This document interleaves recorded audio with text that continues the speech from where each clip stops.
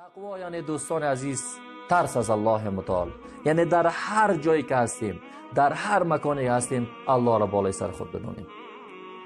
یعنی اینمی طوری که ما شما در خلوتگاه گناه ها را انجام میتیم، اونمو زمانی که ما رجوع به گناه میکنیم بگوییم که الله ما را چی میکنه؟ ما را میبینه.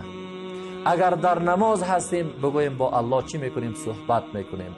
اگر در وظیفه هستیم دست ما با یک کار حرام سر میخوره، سر میزنه، یعنی یک کار حرام انجام میتیم، باید چی بکنیم؟ الله را بالای سر ببینیم، بگوییم الله مرا میبینه.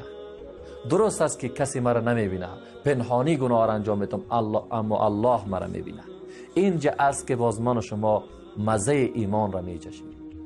یعنی الله متعال میگه در میان شما نه سیاه پوستتان بالا مرتبه است، نه سفید پوستتان، نه قد